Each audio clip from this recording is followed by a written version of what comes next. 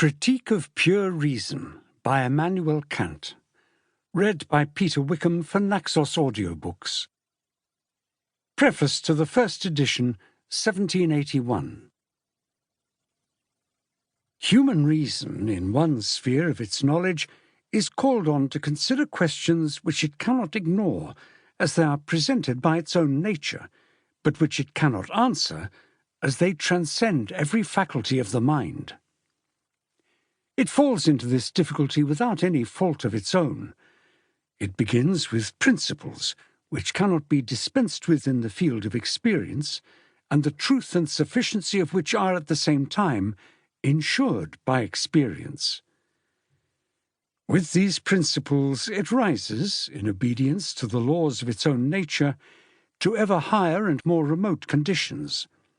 But it quickly discovers that in this way its labours must remain ever incomplete, because new questions never cease to present themselves. And thus it finds itself compelled to have recourse to principles which, while they transcend the region of experience, are regarded by common sense without distrust.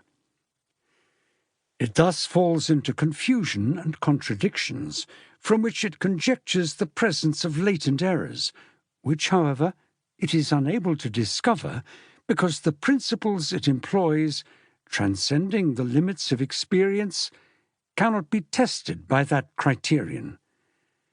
The arena of these endless contests is called metaphysics. Time was when she was queen of all the sciences, and if we take the will for the deed, she certainly deserves, so far as regards the high importance of her object matter, this title of honour. Now it is the fashion of the time to heap contempt and scorn upon her, and the matron mourns forlorn and forsaken like Hecuba, lately queen of the world, rich in so many sons-in-law and children, now dragged into exile, helpless. At first, her government, under the administration of the dogmatists, was an absolute despotism.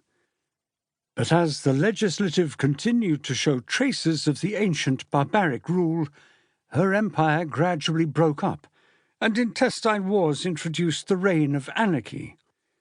While the skeptics, like nomadic tribes who hate a permanent habitation and settled mode of living, attacked from time to time those who had organized themselves into civil communities.